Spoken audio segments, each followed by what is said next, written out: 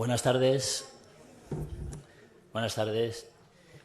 Bueno, en primer lugar, agradecer la presencia de todos ustedes en este acto, en el que se va a hablar sobre la efectividad de los programas de screening después de los 70 años en la prevención de cáncer en personas mayores. Va a correr a cargo de los doctores Almenar y Vilar, a los que damos la bienvenida a esta sede de la Universidad de Alicante.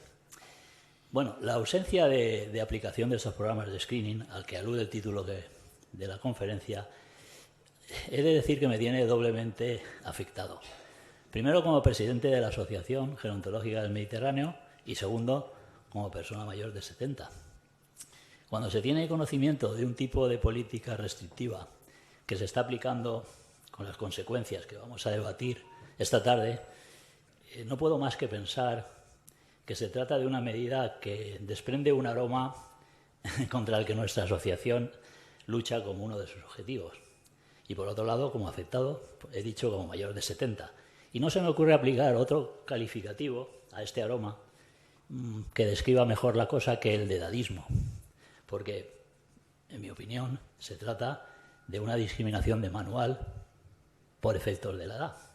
Afortunadamente, en la asociación nos sentimos respaldados en la lucha contra el edadismo, entre otras cosas, entre otras acciones, por instituciones que colaboran en este acto y con las que tenemos lazos estrechos, como la Universidad de Alicante, la Universidad Permanente de la Universidad de Alicante, que son entidades que, lejos de estas estrategias, implementan acciones que van en dirección de promover el envejecimiento activo y saludable a cualquier edad.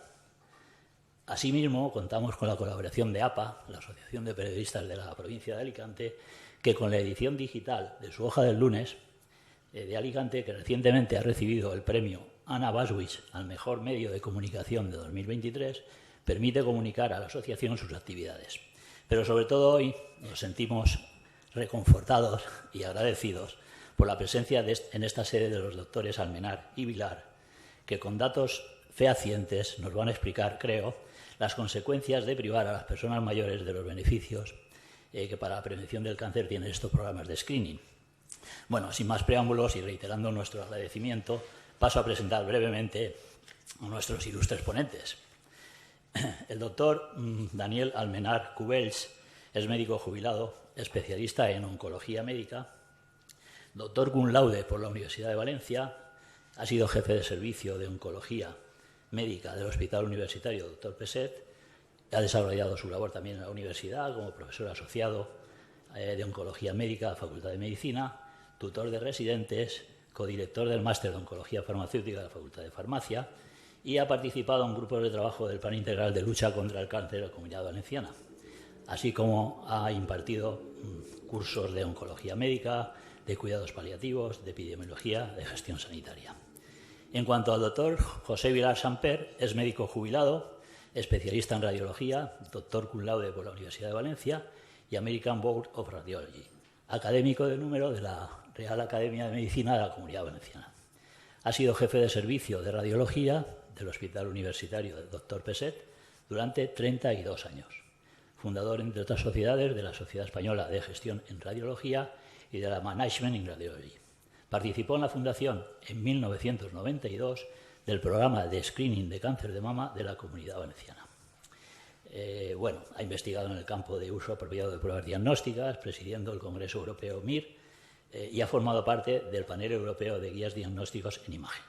Y bueno, con esta breve descripción, porque tienen un currículum muchísimo más dilatado, pues ya les doy la palabra para que nos cuenten cosas que creo que van a ser muy interesantes. Muchas gracias.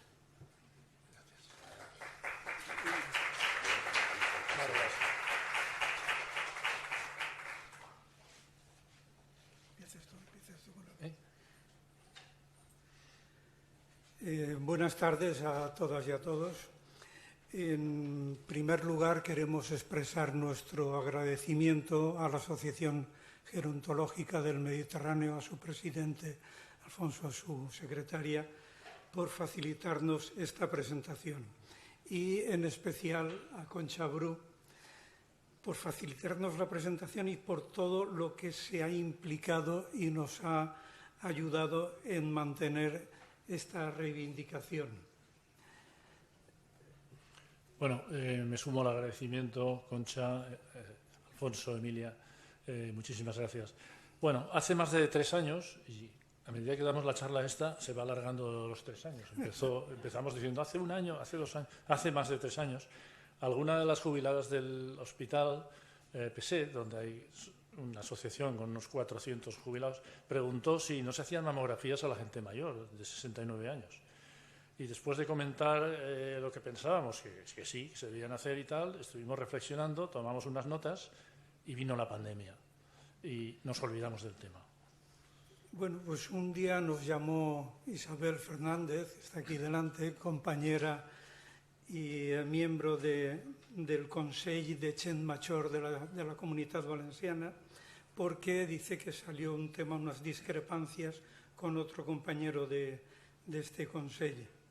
Nosotros, cuando hablamos con ella, le dimos razones de incidencia y de esperanza de vida, como luego veremos. Y entonces decidimos estudiarlo a fondo. Lo estudiamos, presentamos un informe en la Consellería de Sanidad y esperando respuesta de Salud Pública y esperando respuesta de la consellera y después del conseller y esperando decidimos pues hacer presentaciones, ampliar los argumentos con arreglo a las pegas que nos habían puesto y difundir nuestra propuesta.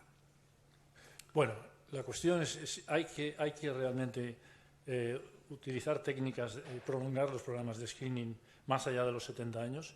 ¿Sirve para algo o solo para marear a los viejetes, ¿no? Bueno, pues en principio lo que vamos a plantear aquí, esto es una charla básicamente de divulgación científica, o sea, con base científica, pero en el tono más bien de divulgación para intentar explicar claramente esta reivindicación y a través de esta charla pues veremos lo que pensáis después. Bueno, este es el guión que tenemos aquí. Que estamos haciendo la presentación, o sea, ya se ha hecho la presentación que ha hecho Alfonso. Hablaremos de unos conceptos básicos, hablaremos de los programas de screening en la Comunidad Valenciana, concretamente los de colon y mama. Intentaremos enseñar o enseñaremos las razones para seguir después de los 70 años. Hablaremos concretamente en el tema de la mama y en el tema del colon, en estas razones para seguir después de los 70 años y terminaremos haciendo unas recomendaciones que pensamos que pueden ser importantes. Que el cáncer es un problema de salud de primera magnitud, eso lo sabemos todos. Aquí vemos las cifras mundiales de incidencia. El cáncer más frecuente a nivel mundial es el cáncer de mama, seguido del de pulmón, del colorectal, próstata, etc. Sin embargo, en España el cáncer más frecuente es el colorectal. En cuanto a mortalidad, la mortalidad por cáncer, el que más mata es el cáncer de pulmón. El tabaco mata. El cáncer de mama tiene menor incidencia en mortalidad. Y por último deciros que se espera que la tasa de cánceres aumente hasta el año 2040 en un 56%. Como muchos de vosotros no sois sanitarios, vamos a intentar que todos nos entendáis incluso en el lenguaje de la ciencia médica. Primero que nada, conceptos. ¿Cuándo hacer prevención de cáncer?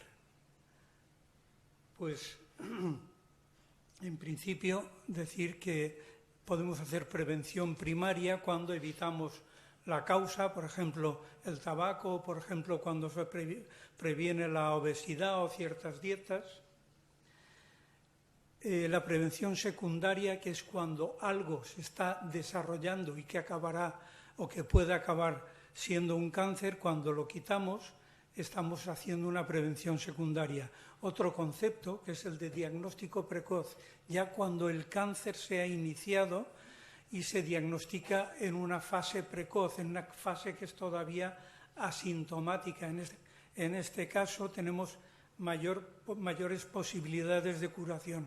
Y por último os vamos a comentar también algo que nos pareció interesante, es el concepto de guías y vías rápidas ante la sospecha de cáncer, ya cuando empieza a dar algún síntoma. Es decir, en qué situaciones, con qué síntomas el médico de familia puede sospechar que puede haber un cáncer, eso es una guía, y coge una vía rápida para que se diagnostique ese cáncer en el mayor tiempo, en el tiempo más corto posible. Vamos a empezar hablando de prevención primaria y saltaremos a las guías y vías rápidas, porque lo que es el screening, el cribado, el chequeo, como queráis llamarle, es prevención secundaria y diagnóstico precoz, que es el objeto de esta charla. Bueno, en cuanto a prevención primaria, muy rápidamente, hay numerosas guías internacionales sobre cosas que sirven científicamente demostrado para prevención primaria. Estas son unas guías de la Clínica Mayo, como el consumo de tabaco. Realmente lo más importante es no fumar y es muchísimo más importante prevenir el cáncer de pulmón haciendo esto que haciendo un TAC, que también sirve, pero es una fase, es otra fase que, por desgracia, no es tan buena como dejar de fumar, ¿no? Dieta saludable y equilibrada, mantener el peso saludable y hacer actividad física, todo esto previene el cáncer. Protegerse del sol, porque los rayos solares son cancerígenos y muchas lesiones de la piel, melanomas, etcétera, pueden producirse por estas radiaciones solares. Y aquí añado yo una imagen, la tenía que hacer porque soy un radiólogo y enseño un TAC. Esto es un TAC de tórax en una mujer joven y la imagen la pongo porque estos son otras radiaciones como las solares, que son ionizantes, que alteran los tejidos, pero que, por desgracia, el TAC hoy en día es la primera causa de irradiación a la población en el mundo, porque se hacen demasiados TACs. No es que no haya que hacer ningún TAC, sino que hay que hacer estrictamente los necesarios. Y esta es una imagen de TAC en la que esto es el tórax, esto negro son los pulmones, el corazón, pero aquí si veis esta cosa blanca, esto es que a esta chica se le ha puesto un protector de las mamas para que la irradiación a las mamas en ese TAC de tórax sea menor. O sea, recordar, otra causa de radiación, de cáncer, es las radiaciones médicas. Vacunarse, porque hay ciertos bichos que acaban generando la aparición de cáncer, y comportamientos de riesgo, relaciones sexuales seguras, no compartir agujas, etcétera. Y, por supuesto, revisiones médicas y programas de prevención de cáncer, que es de lo que vamos a hablar. Bueno, cuando ya sospechamos, cuando hay síntomas y sospechamos que puede haber un cáncer, ya no podemos hablar de diagnóstico precoz. Hace unos años, en el 2006, traduciendo unas guías del National Health Service, el Servicio Nacional de Salud del Reino Unido, pues hicimos unas guías para que, con una serie de síntomas que debían indicarle al médico de familia que convendría hacer un estudio. Estas guías, después de varias reuniones con coordinadores de centros de salud, la dirección del hospital nos lo paró. Eso era 2006. 10 años después, en el 2016, hubo algunos oncólogos ilustres que pensaron que la mejor vía para ayudar al médico de cabecera era remitir las sospechas de cáncer a los servicios de oncología médica. Absurdo totalmente, yo soy oncólogo, absurdo totalmente. Entonces volvimos a coger las guías inglesas, las volvimos a traducir, a actualizar, y además de los síntomas pusimos las vías, dónde se tenía que remitir y con qué rapidez se tenía que remitir. Sí, y entonces hay guías y vías para muchísimas situaciones. En el caso del cáncer de mama, ante una sospecha por un bulto en la mama, por algo que ha aparecido en la mamografía, se remite primero al servicio de radiología y luego a continuación, pues según lo que aparezcan en estas imágenes, se puede hacer biopsia, se puede seguir avanzando y remitir al servicio correspondiente. Aquí había puesto yo en esta diapositiva muy simple, muy simplona, pero para que se vea un poco lo que sería un modelo de vía, como las tripas de uno de estos protocolos. Es que desde aquí no veo casi nada de lo que hay en la pantalla. Sospecha de cáncer de mama, o bien que una mujer se ha notado algo directamente en mamografía o ecografía, normalmente es mamografía, pero si la mujer es muy joven, ecografía. Si es normal no hay que hacer nada, se ha acabado. Si es positivo hay que hacer una biopsia. Si la biopsia es normal no hay que hacer nada, se ha terminado. Y si es negativo y si es positivo hay que hacer cirugía. Y entonces ya se remite al comité del hospital que corresponda y se hace el tratamiento, cirugía, oncología, radioterapia. Está claro, es un camino claramente trazado en el cual se van eliminando, la mayoría de las mujeres no van a tener nada, lo cual son unas maravillosas noticias. Woody Allen decía que las dos palabras más maravillosas que hay en la vida es benigno. Pues algo así, ¿no? Pero es una forma de guiar los procesos. Bueno, pero de lo que vamos a hablar fundamentalmente es de la propuesta de prolongar los programas de prevención y diagnóstico precoz de cáncer en personas mayores de 70 años, que ahora se excluyen, y explicar las razones para esta propuesta. Se plantea hacer una prevención de una enfermedad en general, pero también del cáncer, cuando es un problema importante de salud pública, cuando hay muchos enfermos, morbilidad, o muchos fallecimientos, mortalidad. También cuando esa detección temprana de esa enfermedad o de ese cáncer mejore el pronóstico. También cuando haya una prueba de cribado fácil, asequible y fiable, que no sea muy costosa y que eso nos oriente de verdad hacia algún sitio. Y que esté demostrada la eficacia en un ensayo clínico. No os asustéis, vamos a explicar lo que es el ensayo clínico y que ese ensayo clínico mejore el pronóstico de la enfermedad. Esto es un programa de cribado. Cribado es, si esto es la población en general, un cribado es un filtro que separa los buenos de los malos. No siempre, no en el 100%, pero la mayor parte de la gente que no tenga posibilidades de tener ese cáncer estará aquí. Y los que tengan alguna posibilidad estarán allí. No todos van a ser cánceres. Cuando una prueba es positiva no quiere decir que sistemáticamente se tenga un cáncer. Esa es la prueba de cribado, de screening, de filtro. A partir de ahí vienen las otras pruebas, las que dicen, todos estos de aquí, estas pruebas que vamos a hacer, sean TACs, sean biopsias, sea lo que sea, estos van a ser los que realmente tienen la enfermedad y estos no tienen la enfermedad. Bien, pues para intentar explicarlo con mayor claridad, vamos a hacer aquí en vivo y en directo un programa de screening que le vamos a llamar Nariz de Oro para detectar fumadores, un sommelier pero de tabaco. Es un importante problema de salud el tabaco. Mejora el pronóstico cuando se deja de fumar. Es una prueba fácil si encontramos a alguien con o un perro bien adiestrado. Y luego hablaremos del ensayo y para qué sirven estas pruebas. Bueno, ¿qué tipos de programas de prevención hay? En primer lugar, programas poblacionales, que son los que tenemos en la Comunidad Valenciana, que siguen el censo de la población. Utilizan en estos casos la mayoría el SIP, la tarjeta sanitaria, y son programas muy equitativos porque son para todos. Pero también puede haber programas dirigidos a grupos concretos de familias o personas que tienen una poliposis o algo que tienen en ese grupo concreto. Y entonces ahí son programas dirigidos. Y, por supuesto, puede haber puede haber programas a demanda.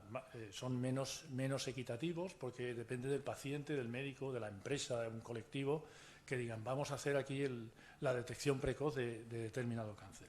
O sea, básicamente son estos 3 tipos de programas. El más equitativo es el poblacional y son los que seguimos aquí.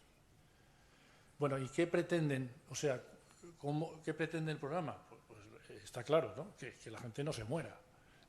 Básicamente, el índice o el indicador más importante de un programa de prevención de cáncer es que se reduzca la mortalidad en la población, que después de haber puesto en marcha el programa, la gente se muera menos de ese cáncer. Pero también hay un objetivo secundario o un efecto secundario muy importante, que es que mejore la calidad de vida en los pacientes que tienen ese tipo de cáncer. Porque no es lo mismo tener un cáncer que se ha desmadrado y que no hay manera ya, y la persona lo va a pasar fatal, con cirugías, con lo que son, que el cáncer se pille en una fase muy precoz y la cirugía sea menor o incluso no tenga cirugía. Este serían. Ahora, como número, el número más importante es la reducción de la mortalidad. Bien, ¿y cómo se demuestra que está justificado estas pruebas de cribado? Pues se demuestra con un ensayo clínico o una prueba de estas. En el programa que habíamos anunciado, lo vamos a hacer aquí en vivo y en directo, el programa de screening Nariz de Oro para detectar a fumadores. Vamos a hacer 2 grupos, más o menos por la mitad, que estaría por aquí.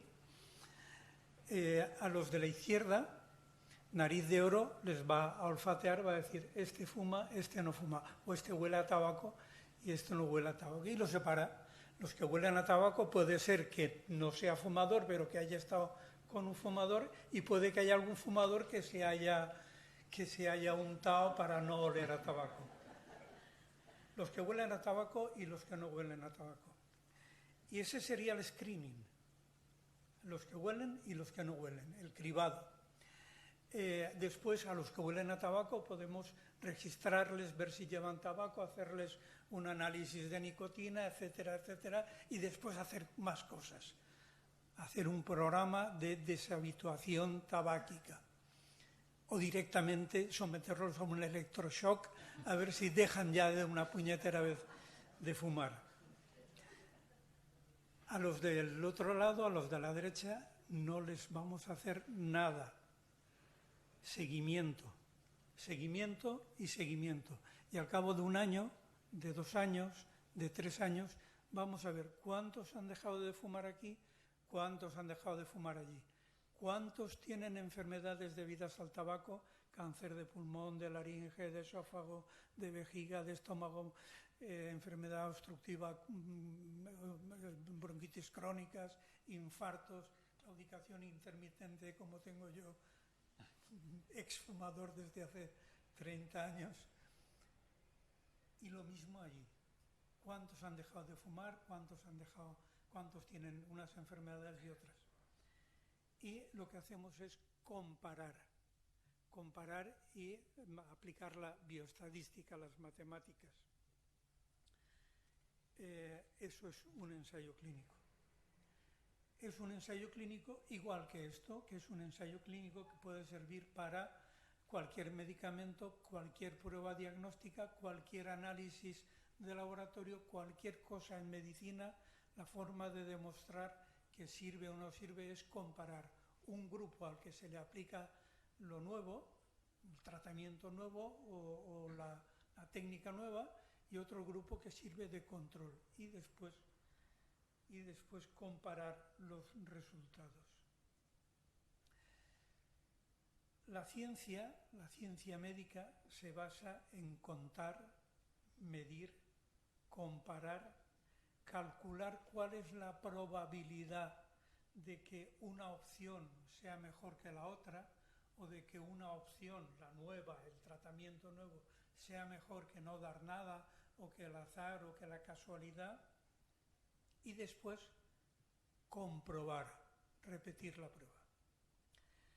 La evidencia científica se obtiene desde estudios a doble ciego del que ni el que ve al paciente ni el que da el tratamiento saben que le está dando, eso sería el máximo nivel de evidencia, hasta estudios de grupos controles o en grupos de opinión de expertos.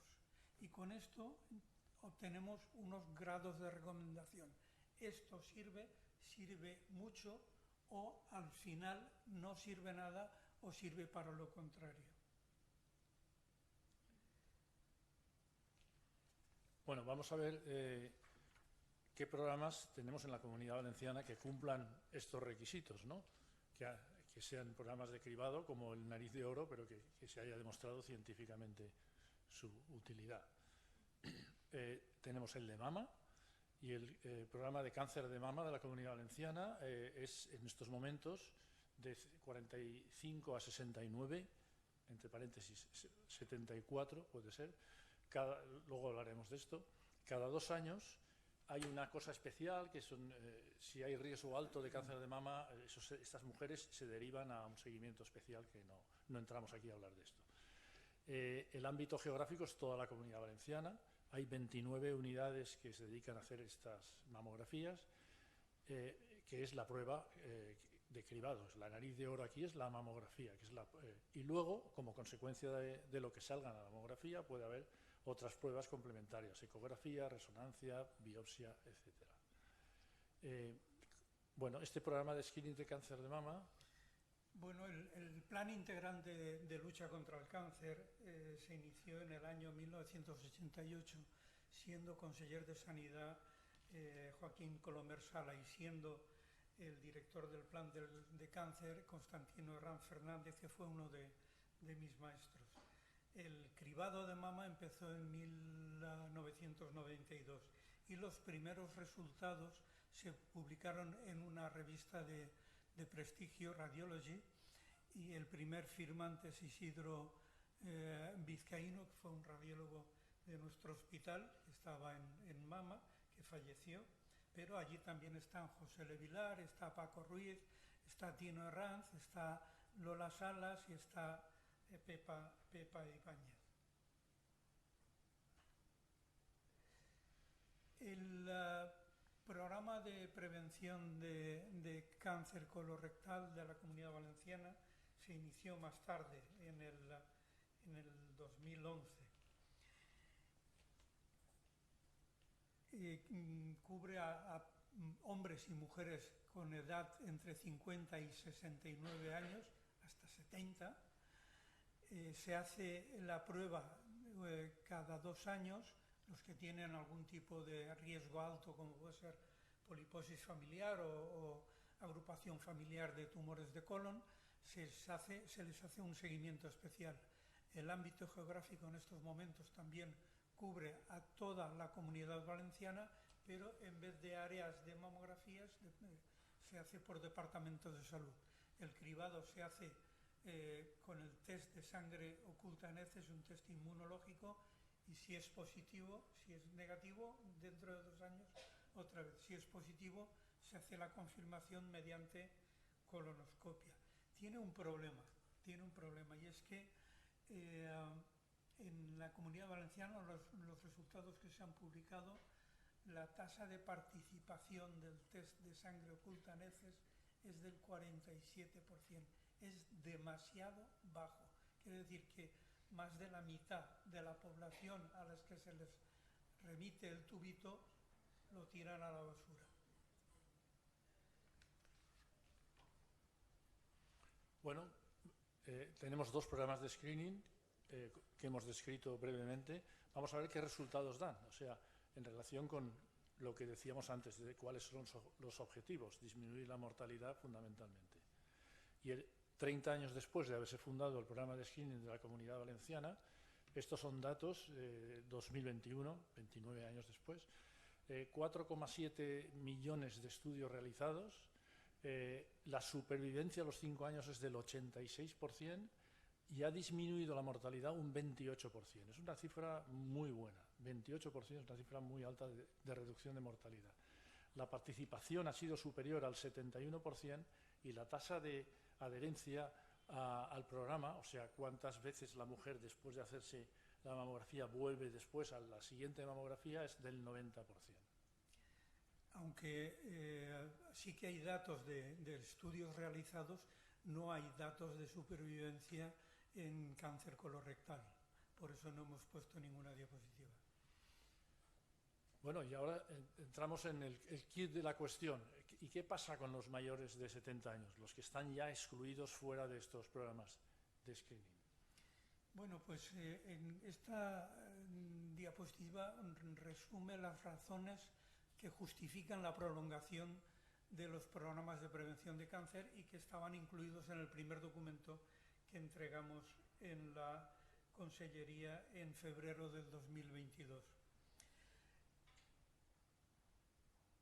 Como veréis aquí, de personas de 70 a 74 años tienen una esperanza de vida, las mujeres de casi 18 años y los hombres de casi 15 años. La esperanza de vida entre 70, los que tenemos entre 70 y 74 años.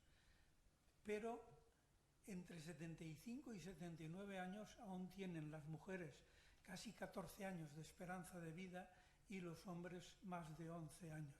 Pero de 80 a 84 las mujeres aún tienen más de 10 años de esperanza de vida.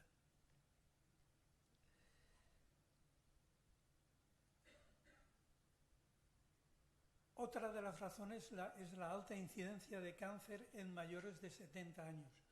Luego lo veremos. También que la prevención secundaria, cuando se extirpa un pólipo de colon, evita que se desarrolle un cáncer y que cuando estos tumores, todo esto lo vamos a ir desarrollando, cuando estos tumores se diagnostican en estadios iniciales, tanto de mama como de colon, tienen una mayor tasa de curación. En oncología solemos hablar de mayor tasa de supervivencias, pero hay supervivencias de 20, 30, 40 años, pues eso podemos decir que es curación. Hay menos tratamiento y tratamientos menos agresivos, ahora lo veremos también, y menos coste de los tratamientos. Vamos a ver qué justifica concretamente en el cáncer de mama seguir después de los 70 años. Aquí tenéis en esta gráfica la incidencia o la cantidad de cánceres que aparecen por 100.000 habitantes. O sea, en este caso, cáncer de mama, 100.000 mujeres, ¿no? Y veis que aquí hay muy poquito cáncer y de repente la cosa va creciendo. Cuando llega a los 45 años sube mucho la incidencia de cáncer de mama y por eso empiezan los programas de screening de cáncer de mama a esta edad. Y sigue alto, incluso crece más, aquí un poquito menos, pero sigue muy alto. Y aquí nos encontramos que cuando llegamos a los 69-70 años, sigue, yo desde aquí no veo los números, Daniel, pero... Sí, pero la barra es 70 a partir 70 de aquí. por aquí y ya después de 70 más.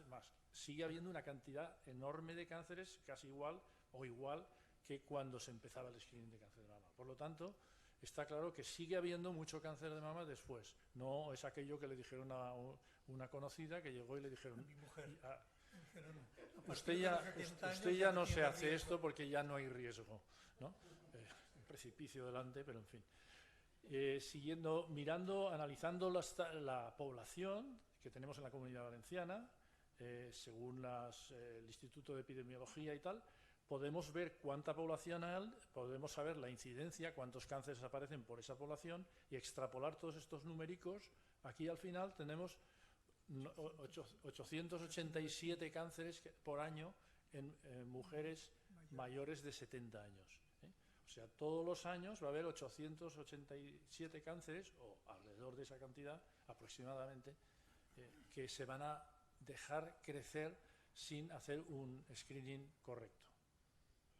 ¿Y cuáles han sido? Bueno, aquí vemos los resultados del screening de cáncer de mama y vemos que el 80,25% de las pacientes se diagnosticaron en los estadios 0, 1 y 2, o sea, el cáncer muy pequeñito, el 4,55% en estadios 3 y 4, un cáncer grande, y no hay información que podamos extraer en un 15% de esta estadística.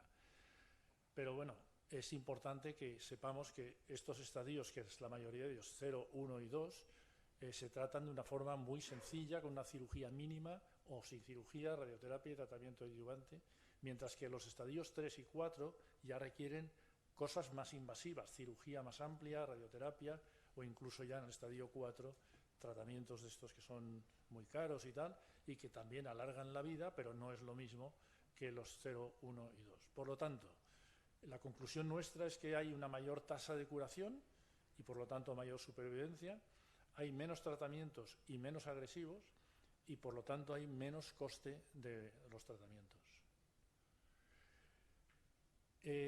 Aquí podríamos decir, bueno, y si no se hace el screening, ¿qué pasa? Bueno, pues aquí hemos incluido aquí datos de una población a la que no se le hizo screening y otra a la que sí, y se comparan. Y si os fijáis, en la población que no se le ha hecho screening, los estadios 1 y 2 son un 71%. Mientras que en la que se le ha hecho screening es un 98%, un 22% más de cánceres pillados en la fase precoz del tumor. Mientras que los estadios 3 y 4 es la inversa. Aquí, sin screening, hay un 28%, mientras que aquí se ha reducido a un 6,28%, un 22% menos de cánceres agresivos. O sea, está claro que aplicando el screening, por mucho que digan algunos, y comparándolo con donde no se hace, hay una diferencia notable. Y en relación con todo esto, diríamos, bueno, ¿y qué están haciendo por ahí, fuera de España, ¿no? Y ahora nos fijamos mucho en Europa, pues vamos a mirar qué pasa, ¿no? Y bueno, primero miramos la literatura, y en la literatura nos encontramos con que hay artículos hablando de tratamientos de cáncer, de diagnóstico de cáncer de mama en mujeres de 75 años o más, en este artículo de Radiology, o en este caso, en el de colon, también personas mayores de 75, porque el colon es hombres y mujeres. Y en otros países, ¿qué se hace? Pues en la Unión Europea ya ha recomendado hacer el screening de 70 a 74 años. En países como Suecia, Francia, Holanda y Portugal, hasta los 75. La ESMO, la Sociedad Europea de Oncología, y 6 sociedades asiáticas, también hasta los 74. Importantes sociedades médicas americanas hasta los 75. En algunos de estos casos, en algunos países, no hay límite de edad, siempre y cuando la esperanza de vida sea entre 5 y 10 años. Y todos ellos mencionan la reducción de la mortalidad en estos casos de mayores de 70 años. Evidentemente puede haber una limitación del beneficio si hay una comorbilidad, esto es, si hay otras enfermedades asociadas. Yo me he atrevido a poner aquí una diapositiva, esto se ha sacado de... Mi hija es médico de cabecera en Italia y le pregunté, bueno, ¿qué hacéis? ¿Qué se hace aquí, no? Y me pasó una cosa de una guía de Lombardía y básicamente, por resumirlo, lo que llama la atención es que se hace hasta los 74 años y también hay ligeras discrepancias en cuanto a la frecuencia de las mamografías, pero lo que quería recalcar es que eso está al día en la mayoría de los países de Europa. Bueno, se diagnostican en estadios más tempranos, pero bueno, se mueren por otras causas. ¿Qué pasa con estas personas mayores de 70 años? En esta gráfica lo que se explica es, esto es la supervivencia de las mujeres, ¿no? Entonces, en este cuadro, lo que sea gris es supervivencia. O sea, aquí todas estas están vivas. Y lo rojito, lo que está ocupando ese trocito de arriba, es lo rojo serían cánceres de mama, hay otros cánceres y enfermedad cardiovascular, y el conjunto de eso, esto indicaría el número de mujeres de ese grupo de edad, entre 70 y 74 años, que han... 70? No, 70 y 74. 70 y 74. Y estadio 1. Sí, esto sería cuando es un estadio 1, esos cánceres pequeñitos. En el estadio 2, un poquito más de mortalidad, pero sigue siendo bastante fiable. Hay un poco más, veréis que el rojo ha crecido un poco. Pero en los estadios 3 y 4, sobre todo el 4, la mayoría de las mujeres en el 4 se van a morir, porque es un estadio muy avanzado. Vale, pues mayores de 70 a 74 años. Y más allá, pues más aún, o sea, lo mismo. Más allá de los 74 años sigue ocurriendo lo mismo. La mortalidad en los estadios, si se pilla el cáncer pequeñito, estadios 1 y 2, fijaros que sí, hay mortalidad, pero sigue habiendo la mayoría, el gris, quiere decir la mayoría de las mujeres van a estar vivas, y en el caso de los estadios 3 y 4, no. es mucho más avanzado. Por lo tanto, es muy importante en qué fase se pilla el cáncer. Y vamos a pasar al cáncer colorectal. ¿Qué justifica el screening después de los 70 años? Pues esto es lo mismo que ha mostrado José en cáncer de mama. Estas tablas están sacadas del sistema de información de cáncer de la Comunidad Valenciana. Lo último publicado es del año 2017 y esto es cáncer colorectal en hombres y en mujeres. Como vemos, de la flecha para allá son 70, 74, 75, 80, 80, 85 y más de 85. Como veis, la mayor parte de los casos de cánceres están más allá de los 70 años. Y esta tabla es la que hicimos sacando del Instituto Nacional de Estadística la población de ese año con las tasas de incidencia. Calculamos cuántas personas, hombres y mujeres de más de 70 años iban a tener cáncer cada año. Esto es del año 17, pero los demás años iba a ser algo por el estilo. Y vemos que más de 2.000 personas al año de cáncer colorectal por encima de los 70 años, de los cuales más de 500 de 70-74, más de 500 de 75-79, más de 500 de 80-84. Lo que nos está indicando esto es que el tener más de 70 años es un factor de riesgo y que van a seguir apareciendo cánceres por encima de esta edad. El test es facilito, como seguramente todos conocéis.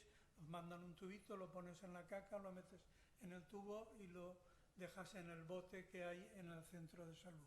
Estos lo analizan y si es positivo, la siguiente prueba es una colonoscopia, que antes eran complicadas, ahora se hacen con sedación y son más llevaderas. Los resultados del screening colorectal en la Comunidad Valenciana vienen a ser como los de las mejores cifras de otras comunidades. Hay alguna comunidad que destaca, pero por lo malo. Sin embargo, aquí hemos de decir que lo que ya he dicho antes, que la tasa de participación es muy baja. Bueno, pues en el programa de screening, en estos programas de screening, el 66% se diagnostican en estadios 1 y 2, no todos son cánceres, hay pólipos, hay enfermedad inflamatoria y un montón de cosas, pero los cánceres, la mayor parte se diagnostican en estadios 1 y 2, que son curables solo con cirugía. Y actualmente en los estadios 1 son operables con cirugía laparoscópica, esa que te meten los tubitos y a los 3 días estás en casa. Y el 30% son estadios avanzados que ya requieren quimioterapia y varios tipos de quimioterapia con anticuerpos monoclonales, etc. Se incluye en el conjunto colorectal, pero el colon hasta el recto es una cosa y el final del tubo digestivo del intestino grueso es otra cosa. Es otra cosa, pero que requiere otro tipo de tratamiento, que es con quimio, que es prácticamente la misma, y con radioterapia. Por esto el recto, quimio más radioterapia. ¿Qué se consigue? Mayor tasa de curación, menos tratamiento, ya hemos visto, cirugía sola o cirugía y otros tratamientos, y menor coste de los tratamientos. Haciendo la pirueta esta que nos gusta hacer de las matemáticas, hemos puesto aquí los resultados del cribado de cáncer colorectal de la Comunidad Matemática del 2017 con el resultado de un registro de tumores del Hospital del Mar que no parece que tuviera cribado. Y vemos las diferencias en cuanto a los pólipos iniciales Allá no se sabe, pero todo lo que quitemos de pólipo, eso va a producir una prevención secundaria. Esos no van a desarrollar cáncer. Todavía en la Comunidad Valenciana no se sabe, porque eso se sabrá al cabo de 10 o 15 años, la cantidad de cánceres de colon que se han podido prevenir extirpando los pólipos. Pero también vemos que con el programa de screening de la Comunidad Valenciana se reduce el número de cánceres en estadios avanzados y aumenta el de estadios iniciales. Esta diapositiva la he puesto para que veáis que en el fondo la supervivencia de los cánceres de colon y de recto es prácticamente la misma según que el estadio esté localizado, regional, que sería el estadio 3, o metastásico, pero que el colon y el recto van a la par. El tratamiento difiere en la radioterapia, pero los resultados son por el estilo. ¿Y qué pasa fuera de España? Es que fue una de las pegas que nos pusieron, esos recursos y alguna más que nos pusieron en la entrevista a la Consellería, es que no se hacen programas de screening en Europa. Y bueno, vamos a verlo. Y fuimos a verlo, claro. Screening de cáncer colorectal en otros países. En la Unión Europea se realiza screening de cáncer colorectal de 70 a 74 años en 14 países, todos ellos subdesarrollados. Australia, Bélgica, Dinamarca, Francia, Reino Unido, etc. Algunos de los cuales los programas llegan hasta los 80 años. La ESMO, que es la Sociedad Europea de Oncología Médica, yo me parece que aún soy miembro jubilado, no me cobran, junto con 7 sociedades asiáticas, recomiendan screening colorectal a hombres y mujeres de edades entre 40 y 74 años. Quizá se pasan de los 40 a los 50, pero eso es lo que recomiendan. En Estados Unidos y en Canadá se incluyen en algunos programas personas de 50 a 74 años. Las condicionantes de screening más allá de los 75 años son el estado de salud, la esperanza de vida y las preferencias del paciente. La comorbilidad, o sea, ¿qué nos va a limitar que se haga screening? Pues esto, cómo están las personas de más de 70, 75, 80 años y cuál es su esperanza de vida dependiendo de esas enfermedades y cuáles son las preferencias del paciente. La comorbilidad influye negativamente en el screening, en el diagnóstico, en el tratamiento. Nosotros en oncología, cuando un paciente o una paciente tenía un índice de calidad de vida muy malo, estaba demostrado que respondían peor a los tratamientos. Pero ¿realmente estamos tan mal los mayores? Como nos pintan en estas gráficas que sacan ahí, nos sacan encorvaditos y todas estas cosas. Pues no está tan claro, ¿no? Es importante que, es verdad, que en estos programas de screening la adherencia, el que se cumpla, el que se vaya a hacer la prueba o se hagan la prueba es fundamental. Pero la comorbilidad pues puede ser un factor que contribuya también o que diga que no se puede hacer el screening. Hoy en día la fragilidad del anciano no es lo que era antes, diríamos, ¿no? No sé, yo el sábado pasado subí a Aitana y tengo un poco más de 75 años. Y yo creo que hoy hay otro tipo somos otro tipo de personas y además también hay una noción de que hay que tratarnos de otra forma, ¿no? Pero bueno, habría que definir, cuando hablamos de personas de riesgo, exactamente de qué riesgo, ¿no? Básicamente lo que quiero expresar aquí, o queremos expresar, es que tenemos una ancianidad con buena calidad de vida, ¿eh? Bueno, este es el índice de comorbilidad de Charlson. Comorbilidad es cuando existen 2 o más enfermedades graves. Y este es un índice que se desarrolló en 1970, que se ha ido actualizando pero a pesar de los pesares, pues hay cosas como el infarto de miocardio y los stents, las insuficiencias cardíacas, las claudicaciones, algunos tumores, algunas leucemias, linfomas, incluso el SIDA, que han cambiado radicalmente el pronóstico. En uno de los estudios que encontramos, está hecho aquí en España, nos decía que cuando una persona tiene 3 o más enfermedades graves dominantes, disminuye la participación en los screening. Sin embargo, cuando tiene muchas teclas, como tenemos todos que vamos con la pastillita de la tensión o del azúcar, no sé qué, pues cuando hay muchas enfermedades menores, quizá porque estamos muy acostumbrados a ir al médico, participamos más o se participa más en los programas de screening. Ya hemos dicho que mayor comorbilidad gruesa, menor supervivencia, que se han utilizado la escala esta de Charlson para hablar de comorbilidad, pero que hay otras valoraciones que utilizan básicamente los médicos de familia, como la valoración geriátrica integral o las actividades de la vida diaria, índice de caso de Bartel, que son los que se utilizan para determinar la dependencia de las personas mayores, o el mini mental test, o el estado funcional, que es los que usábamos en oncología. Bueno, y como en la OCA, aquí es como si volviéramos a la casilla de salida de esta charla, ¿no? Básicamente, recordar que, aparte de la presentación, hemos hablado de conceptos, tipos de prevención, justificación de los programas de prevención, tipos de programas.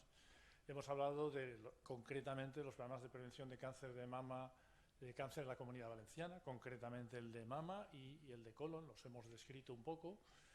Y luego hemos intentado presentar evidencia sobre las razones para el screening de cáncer colorectal después de los 70 años. Dicho lo cual, nuestro último punto de esta charla sería hacer unas recomendaciones que hemos consensuado un poco entre los dos, ¿no?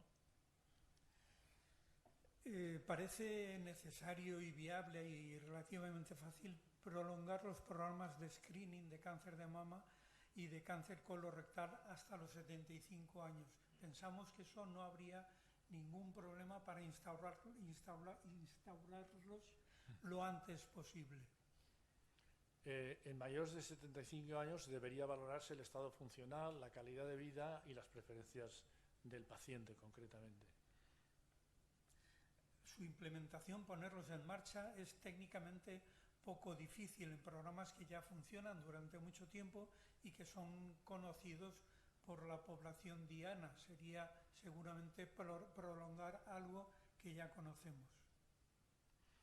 El aumento de la población de cribado requerirá, desde luego, no somos tontos, un aumento proporcional de recursos. Tiene que haber más recursos porque va a haber más personas a estudiar. El coste de ampliar el programa podría compensarse con menos gasto asistencial en los cánceres detectados en fases precoces, ya que van a requerir menos tratamiento. Entonces se pueden ahorrar parte de estos costes. Y lo que sugerimos es prolongarlo y tratar en un plan que se valore esta medida mediante un seguimiento de los resultados, obteniendo datos y diciendo, bueno, al cabo de X años se ha conseguido estos resultados, esta tasa de adherencia o lo que sea. Bueno, pues hasta aquí era nuestra charla, pero después vinieron más cosas. La Comisión Europea, en el 20 de septiembre del 22, publicó un comunicado en el que presenta un nuevo enfoque para ayudar a los Estados miembros a intensificar el cribado de cáncer. Concretamente, aconseja cáncer de mama en mujeres de 45 a 74 años, cáncer colorectal en personas entre 50 y 74 años, detección del virus del papiloma humano para prevenir el cáncer de cérvix, cribado de cáncer de pulmón en grandes fumadores. Nosotros ahí discrepamos un poco, pensamos que sería más útil hacer campañas de deshabituación, de que la gente deje de fumar, más que hacer screening de los fumadores. El cribado de cáncer de próstata en hombres de hasta 70 años y el cribado de Helicobacter pylori, que es el causante, por decirlo de alguna manera, del cáncer gástrico. Por una parte salió este documento de la Comisión Europea y luego un mes después el presidente Ximo Puig anunció que se prolongaría el cribado de cáncer de mama hasta los 74 años en la Comunidad Valenciana. Lo que no sabemos exactamente cómo, ya sí sabemos que se ha dado la orden a las mujeres que justo pasaban a los 70 años, se ha dado la orden de que sigan. Lo que no sabemos es qué harían con las que habían pasado ya 1 o 2 años y ya se habían descartado de la base de datos y probablemente sea un poco más complicado, ¿no? Pero bueno, extrapolándolo, veríamos que hasta el año 2027 no se llegaría a completar hasta los 74 años, en 2027. Y Ximo Puig no dijo absolutamente nada del cáncer colorectal y ya hemos visto las razones para estudiar. Pues eso es todo. Gracias y ahora nos sometemos a cualquier pregunta o lo que sea. Gracias.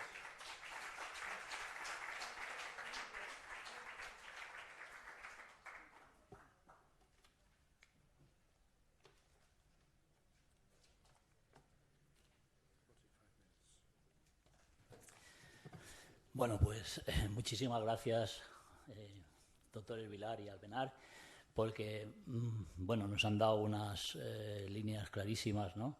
Y también unas recomendaciones muy interesantes y sobre todo agradecerles porque son unos luchadores de este tema, y supongo que de otros, pero porque eso va con el carácter, ¿no? Pero este tema es muy interesante y por lo tanto agradecer esta lucha constante que tienen, supongo que tropezándose con muchos muros, pero bueno, siguiendo adelante y demás. Entonces yo creo que podemos abrir un debate o una serie de preguntas.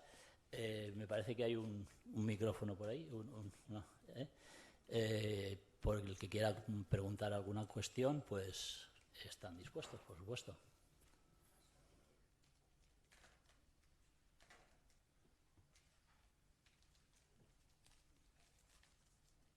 Buenas tardes. Hay una población importante de personas de más de 74 años. Entonces, a partir de los 74 años, ¿qué pasa con nosotros? Porque, claro, porque es que eso es así. Por otro lado, ¿cómo nos enteramos de la posibilidad de hacer este screening? ¿Nos avisa el hospital? ¿Nos enteramos nosotros a través de qué? Ahora mismo tengo una amiga que tiene un cáncer que se lo van a operar a 1 de junio con 82 años. Pues ha sido espontáneo, por una situación especial que se ha detectado. No había previos de ninguna clase. De pronto aquí está y parece que maligno además. Entonces yo qué sé, ¿cómo nos enteramos? ¿Cómo vemos? ¿Cómo se entera uno si hay metástasis o no? ¿A través de un análisis? Claro, es que...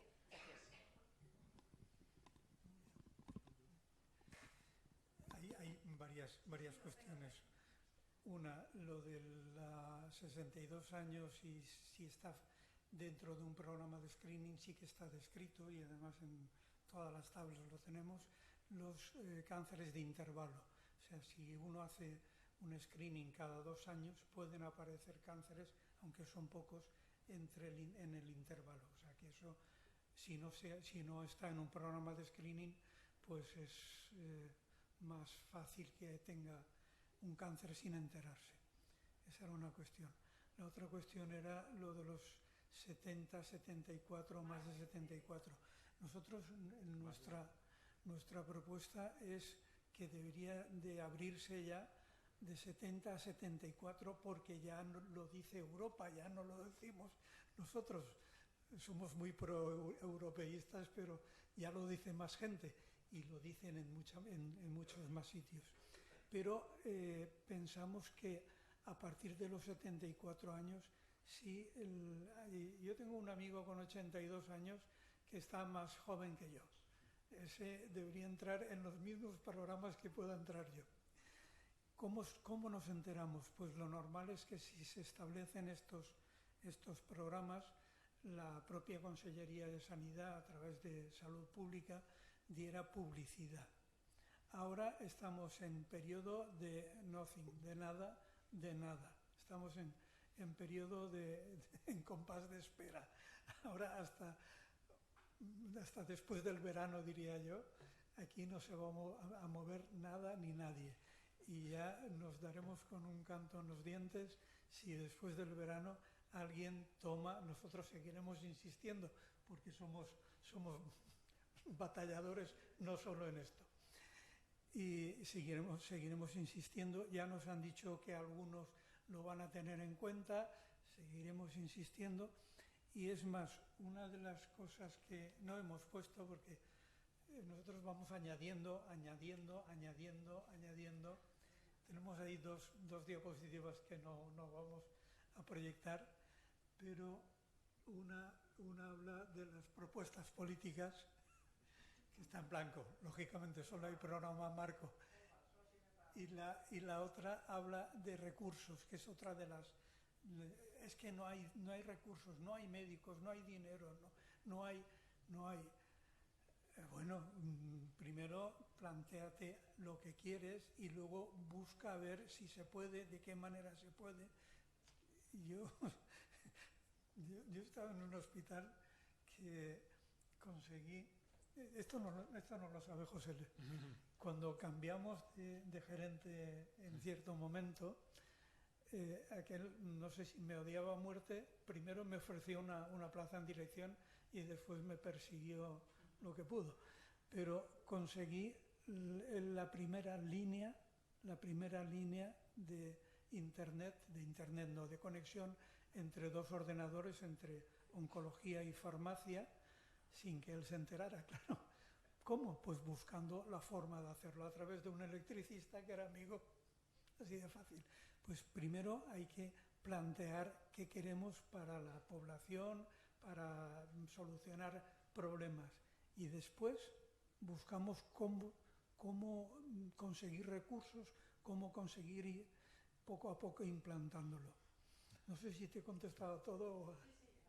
Sí, yo quería también añadir que es muy importante, ya lo hemos mencionado, el papel relevante de los médicos de familia, médicos de cabecera.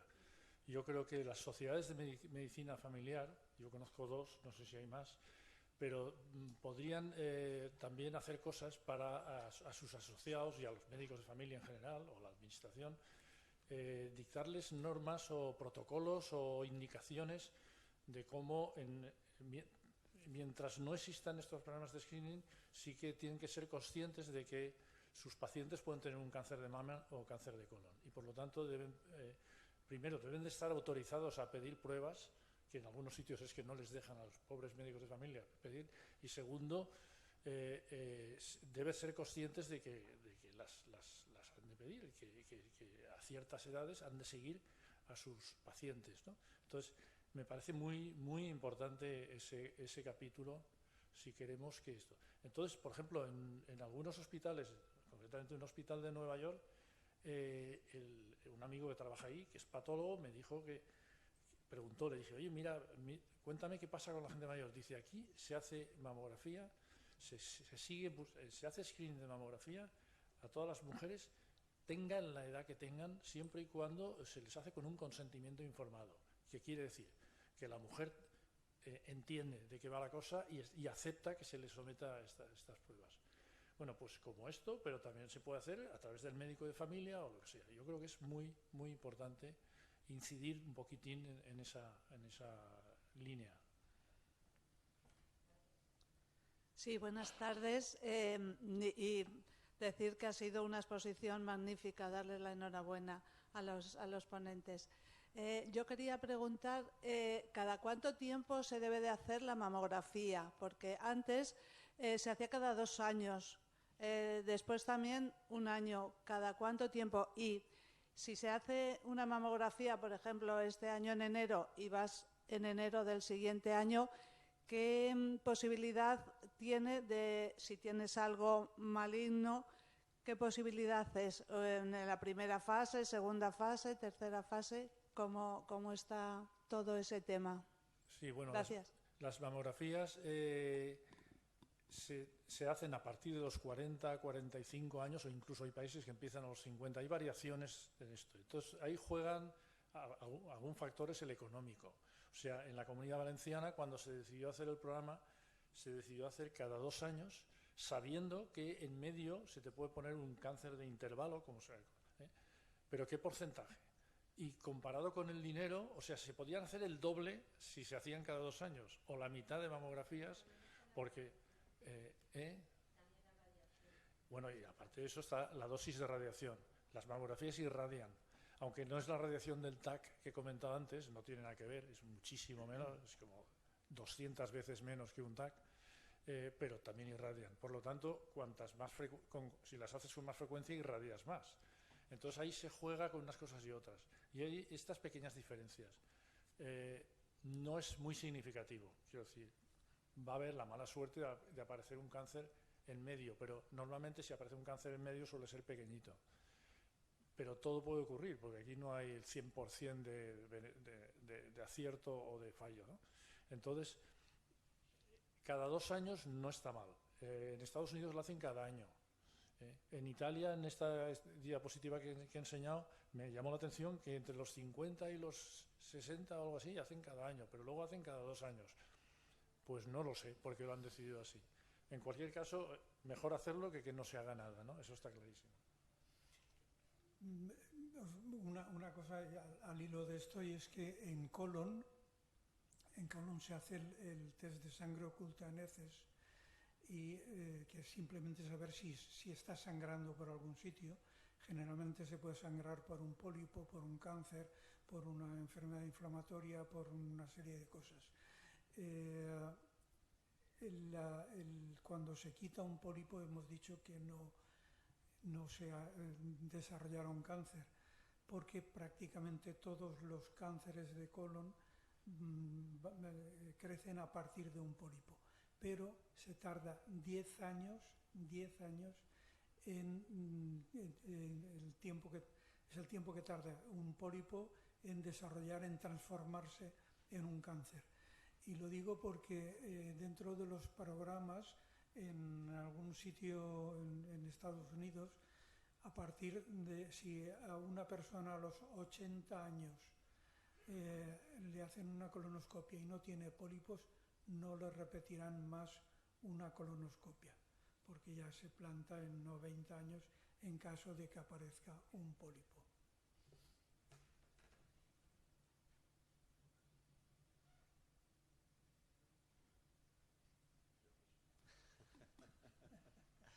Bueno, pues básicamente darle las gracias a los 2 doctores y bueno, pues me ha parecido súper interesante todo lo que han comentado, y un poco al hilo de todo lo que se está comentando en la sala, y por fomentar un poco más y aprovechar el que están aquí los 2 esta tarde, y por sumarme un poco a esa reivindicación como sanitario también y como dirección de un hospital.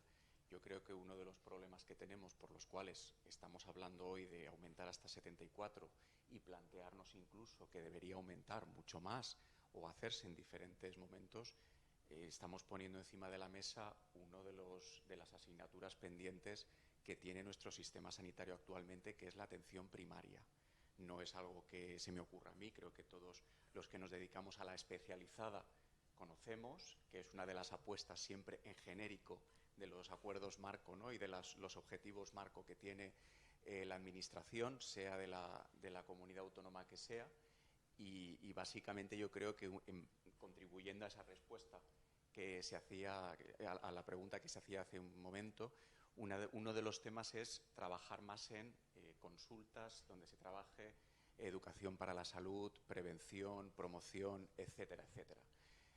Ayudar a la población a que sepa cómo reconocer determinadas situaciones y que no seamos todos tan dependientes de la atención especializada, que está muy bien, pero es mucho más cara, y que además, digamos, formemos mejor a los profesionales de atención primaria, como se llama ahora, medicina, enfermería, comunitaria, familiar o como lo queramos llamar, para que no hablemos solamente de 70, de 74, sino que podamos hablar de mucho más tiempo.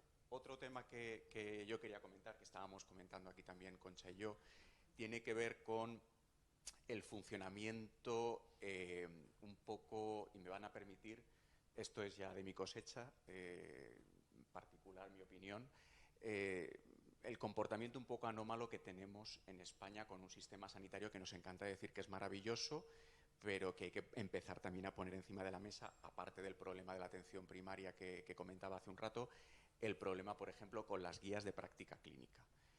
Actualmente, el Ministerio de Sanidad, y lo digo por apuntar lo que creo que es interesante, el Ministerio de Sanidad tiene un equipo que se llama Guía Salud y cada X tiempo nos convocan a todos en la sala Ernest Llull en el Ministerio para contarnos que llevan 20 años para llegar a una guía de práctica clínica. Pero claro, en esos 20 años se han generado muchas evidencias científicas y ya veo cómo os estáis riendo los dos porque sabéis que cuando acabamos la guía de práctica clínica ya ha cambiado todo y han aparecido evidencias científicas, con lo cual esto significa que casi siempre desde un punto de vista de evidencias científicas y de tratamientos estamos casi siempre llegando tarde. Y hay estudios que nos dicen que se tarda casi 14 años en que lleguen las últimas evidencias al sistema sanitario, con lo cual otro argumento que apoya el que tenemos que trabajar más en atención primaria, educación para la salud, promoción, prevención, desde todos los colectivos, farmacéuticos, médicos, enfermeros, etcétera, etcétera.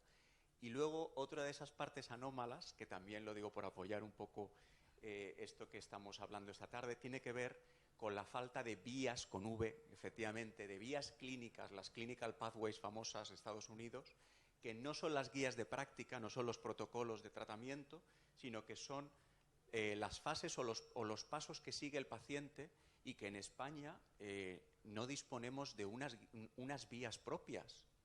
Esto lo voy a repetir, es decir, nosotros nos centramos, y yo también cuando trabajo con alumnos de doctorado, utilizo las del Reino Unido, las del NICE, las del National Institute of Care Excellence, porque no existen otras en España.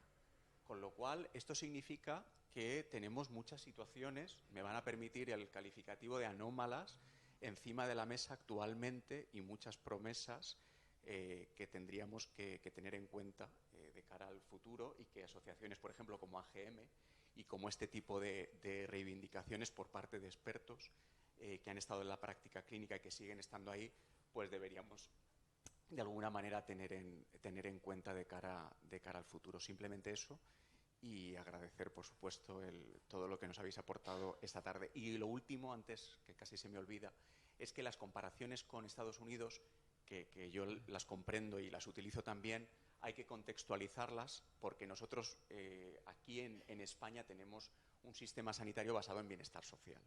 Con lo cual, el sistema estadounidense, que es meramente economicista, ¿no?, y que muchas veces es totalmente privado, pues es lógico que muchas veces ellos quieran adelantar un screening pensando bien, no solamente en ganar dinero, sino pensando a muy largo plazo los costes que tienen, por ejemplo, todo el tema de las quimios, las biosimilares, etcétera, etcétera, que es uno de los grandes gastos farmacéuticos que tenemos en los hospitales actualmente, ¿no?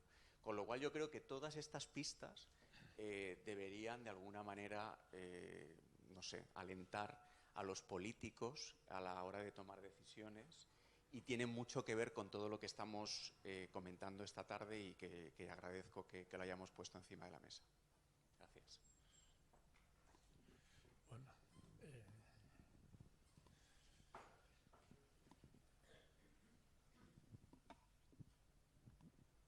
Buenas tardes. Yo quiero decir que yo soy médico de familia, no he ejercido en esta comunidad, he ejercido en Castilla y León. Y en Castilla y León los médicos de familia estábamos muy implicados con las personas mayores y muy implicados con los marcadores tumorales, con todo tipo de mínima señal que pudiera dar algo de tumor y que hacíamos un seguimiento muy seguido, valga la redundancia. Sí, y que no estén preocupadas por eso, porque los médicos de familia estamos muy, muy implicados. Por lo menos en Castilla y León lo estábamos. Y me imagino que aquí también. O sea, que estén tranquilos, porque yo pienso que tampoco no es necesario hacer tantos screening a partir de ciertas edades. Lo primero, porque baja bastante la incidencia de tumores malignos. Y lo segundo, porque ya digo que los médicos de familia están para algo y hacen su función muy bien hecha. Vale, muchas gracias a todos.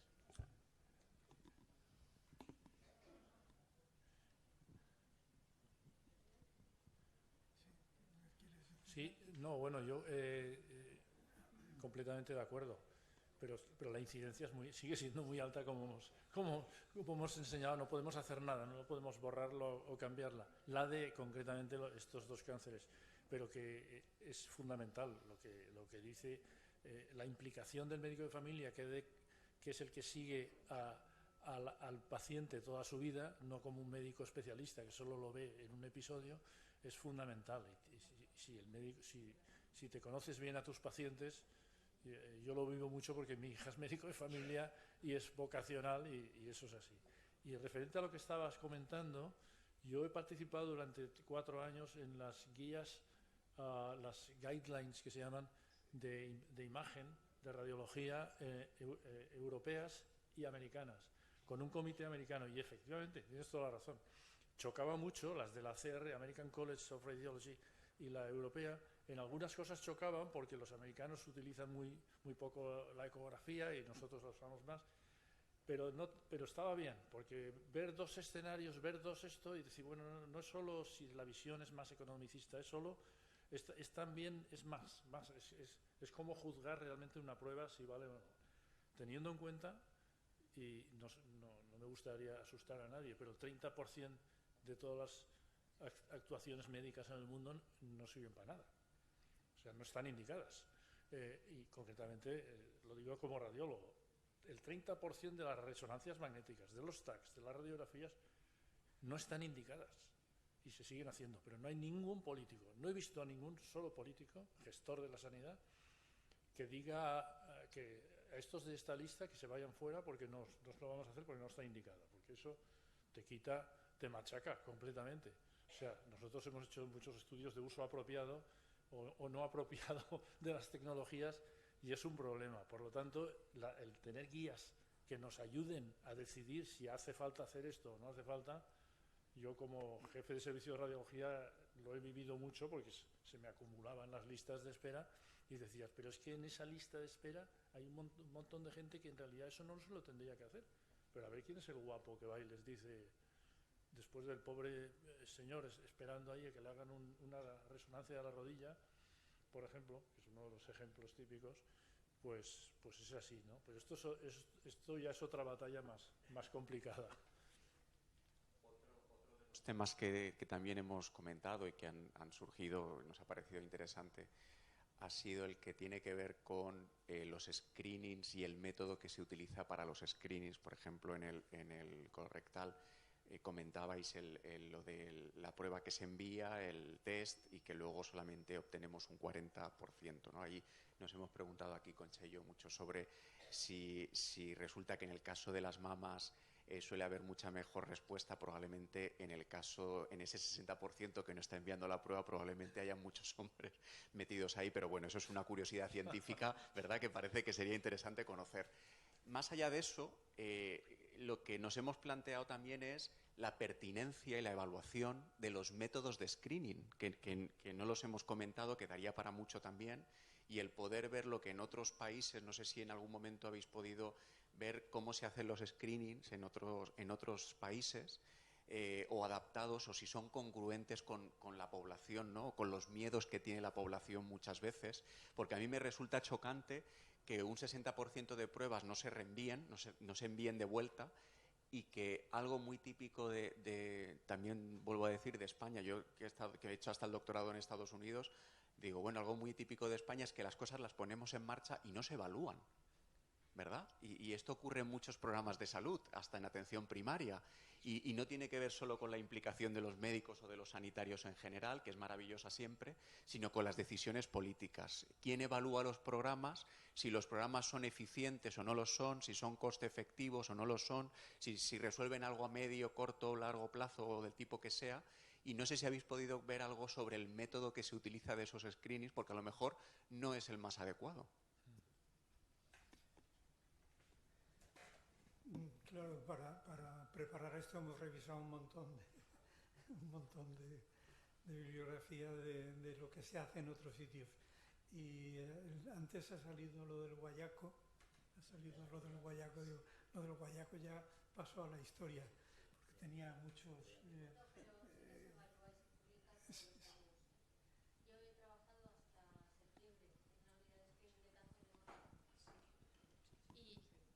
Todos los trimestres nos enviaban los resultados de todas las unidades de screening de participación, de la adherencia, que es las mujeres que han acudido en un primer momento y luego repiten. La tasa de participación está alrededor del 75%, las de adherencia del 90%. Y del número de casos detectados. Es que todos esos indicadores, desde el primer momento, desde que se puso en marcha el programa de cáncer de mama, se consideraron muy importantes y muy relevantes, y además el objetivo final era reducir la mortalidad, pero en un primer momento eso no se podía medir. Entonces, saber si se iba bien o no, solo se podía hacer con otro tipo de indicadores, que eran esos. Indicadores de ese tipo, y en qué estadio se estaban detectando los casos y tal. Yo, bueno, eso hasta que me jubilé sí que luego pude hacer, porque ya teníamos, podía ver la historia hospitalaria y eso, la supervivencia de pacientes que había visto 10 años antes y tal, y afortunadamente la mayor parte de ellas estaban muy bien. Dentro de lo que comentabas, evaluaciones sí que se hacen, seguramente no las que se... En cuanto a técnicas de screening y todo esto, yo creo que lo último que yo conozco de la Comisión Europea es esto que hemos puesto en la última diapositiva o en la penúltima. Pero la publicación anterior de unos cuantos años atrás, lo que recomendaba la Comisión Europea en mama era que todos los países utilizaran la mamografía digital y utilizaran una serie de evaluaciones de anatomía patológica. O sea, ¿de qué estamos hablando? Que si luminal, que si no sé qué. Digo, bueno, pero esto aquí ya hace años que lo estamos haciendo. En cuanto a la técnica es la mamografía digital de screening en mama, y en colorecto lo del guayaco pasó a la historia, y yo creo que todo el mundo, en ciertos momentos, sobre todo en Estados Unidos, se hacía mucha sigmoidoscopia, que es un tubo relativamente corto y no colonoscopias enteras. Pero en cuanto al test de cribado, es el de sangre oculta heces, el test inmunológico, porque lo que detecta es sangre. Sí, pero yo no me refería, me parece muy interesante, lo digo, no hace falta el micrófono. Vale, no me oye. Yo no me refería al tipo de screening. Me refería a la yo creo que el doctor Vilar me ha entendido. Me refería a la evaluación de si el método con el que enviamos el screening y cómo nos está llegando esos screenings cumplimentados, que solo son un 40% en uno de los casos, a esa evaluación me refería. No si el screening es bueno o no, o si ha mejorado con respecto a cuando no hacíamos nada, esos indicadores, que por supuesto estamos de acuerdo en que sí, sino si el método que utilizamos para enviar el screening y la respuesta que estamos obteniendo es la adecuada. Está claro que no, claro. y que es una llamada de atención a la Consellería de Sanidad. Y está claro que yo no lo encontraba en los informes. Claro, porque es que eso nos pone otra vez de manifiesto el cómo se están a lo mejor haciendo las cosas en atención primaria, que no estoy hablando de los sanitarios, de la actuación profesional, estoy hablando de la organización del sistema, estoy hablando de cómo está organizado el sistema, de los tiempos que disponen los sanitarios para poder llevar a cabo determinadas, intervenciones, actividades, etcétera, etcétera, porque a lo mejor necesitamos una consulta, se me ocurre, de seguimiento de casos, más allá de que te envíen un screening a casa, ¿no? Es decir, igual que se creó las consultas de enfermería con los pacientes crónicos de hipertensión, de diabetes, y de alguna manera se ha conseguido algo, pues a lo mejor para este tipo de situaciones podamos también tener otro tipo de consulta con médicos de familia, con enfermeras, y que no se pierdan, no se diluyan muchas veces o lleguen tarde al sistema sanitario. Me refería un poco a la evaluación de la respuesta. Claro, porque se podría ver una evaluación parcial y ver si en algunos sitios sí que hay una tasa importante y en otros no. Y decir, ¿por qué en un sitio? Y ver exactamente el proceso. Realmente es analizar el proceso. Realmente lo de la sangre oculta a veces no participa ningún sanitario. Nadie. Coges el tubito, llegas al centro de salud, está allí el bote, metes el tubito allí y viene el del laboratorio, el celador, se lleva los tubos, los mete en la máquina y lo analizan. Automáticamente aquello analizado saldrá una etiqueta o irá a un sistema informático que te comunicará que tienes o no tienes. Bueno, entonces ahí no participa prácticamente ningún sanitario. ¿Cómo pienso yo que se puede mejorar eso? Pues seguramente cuando uno analiza y ve que solo el 47% de los que llevan el tubito, de los que les llega el tubito, lo devuelven, aquí falla algo. Esto habría que mejorarlo. Vale. El 90% de los que les sale positivo y les piden colonoscopia van, el 90%. O sea, lo que falla es el tubito, la devolución del tubito. ¿Cómo se puede mejorar eso? Seguramente con campañas de información, con campañas de repetición, de remisión, de insistir.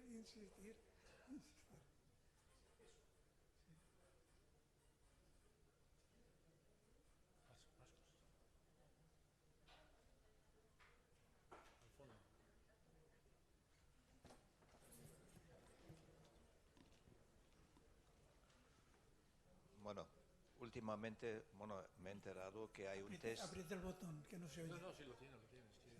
Cerca más, así, mejor. Sí. Pues me he enterado hace poco que hay un test genético, no sé ahora el término técnico en oncología, que se puede detectar ya el gen, ¿no? Como muchas enfermedades sabemos que son hereditarios, ¿no? Entonces eso pasaría lo mismo con el cáncer. Yo lo sé de mi familia, por ejemplo, mi abuelo, mi padre, sus hermanos, toda esa línea de paterna tenía algún problema y tal, ¿no? Entonces, si este test, yo no sé si es caro o no, para no solo detectarlo en el momento de la persona que esté enferma, sino también luego para los descendientes de 3 o 4 generaciones tal vez. Si esto es muy caro o no está muy desarrollado, porque con los ADNs, etcétera, que esos avances que hice en los últimos décadas, ya si se puede hacer algo al respecto, en vez de a lo mejor solo hacerlos como le llaman cribado y seleccionarlo ya pacientes, pero para más tiempo, a largo plazo, seleccionarlo, como habéis demostrado aquí en las estadísticas, para excluirlos y ya sacarlos, digamos, de todos estos procesos de colonoscopias. Yo en los últimos 20 años he pasado ya 10, ¿no? En algunos me han quitado algún pólipo y tal, ¿no? Pero si se puede evitar, esa es la pregunta, a largo plazo, todos estos procedimientos en cuanto a los tests. Gracias. Vamos a ver, hay lo que se hace en el test este es en detección de sangre oculta en heces. Un test inmunológico que dice, ¿tiene sangre o no tiene sangre? Sí que hay test que determinan ADN. y ADN con algunas características tumorales, pero eso todavía no está suficientemente desarrollado. Está claro que el test inmunológico de sangre oculta en heces puede detectar, puede sangrar por un pólipo o por una enfermedad que sea. Lo ideal sería detectar un cáncer. Y que eso yo creo que llegará. Eso yo creo que llegará. Hay otra cosa que es lo de la agregación familiar de cánceres. Hay una enfermedad que es la poliposis familiar, que es muchos pólipos, y eso es una enfermedad hereditaria, pero hay otras agrupaciones familiares de cánceres de colon y de otras, de mama también, ¿no? Y hay una cosa que se llama un programa de consejo genético. Y cuando un oncólogo ve un paciente oncológico, lo primero que hace es preguntarle si ha habido algún familiar que haya tenido. Y cuando descubre que hay varios familiares que han tenido, padres, tíos, hermanos, remite al paciente a la unidad esta de consejo genético, al margen de que siga su diagnóstico y su tratamiento. En estas unidades de consejo genético lo que hacen es estudiar a toda la familia, y en aquellos casos que hay algún síndrome genético de cáncer, entran en esos programas, que así como poníamos tanto en mama como en colon, poníamos programas especiales, seguimiento especial. Y esos programas dependen de la posibilidad de desarrollar cáncer, tienen una frecuencia u otra y unos cribados u otros. No pasan cada 2 años, sino a lo mejor pues medio año, un año, test de no sé qué, test de no sé cuántos, colonoscopia, lo que sea. O sea que por una parte la agrupación familiar, consejo genético, por otra parte test hay en marcha de detección de ADN tumoral. Y eso antes o después lo veremos en los programas de cribado. De todas formas, la utilización de test, marcadores oncológicos incluso marcadores genéticos, ha de estar sujeta a estar supervisada por la evidencia científica, porque es muy peligroso que una persona que tenga muy pocas probabilidades de tener un cáncer de páncreas, muy pocas, porque no haya ninguna influencia de genética, se haga un test de cáncer de páncreas y le salga positivo, y es un falso positivo, porque las probabilidades de que lo tenga son tan bajas, y entonces se mete en un lío del demonio, porque le sale algo que parece que le dice que tiene un cáncer y no lo tiene. O sea, el falso positivo, cuando se utilizan pruebas cuando no había que hacer esa prueba, y me refiero también a una radiografía de tórax o lo que sea, es peligrosísimo. Y la gente eso no lo sabe. Se cree que hay unos test maravillosos que van a decir, ahí tiene usted y no sé cuántos. Eso me pasó a mí. Sí, lo sé.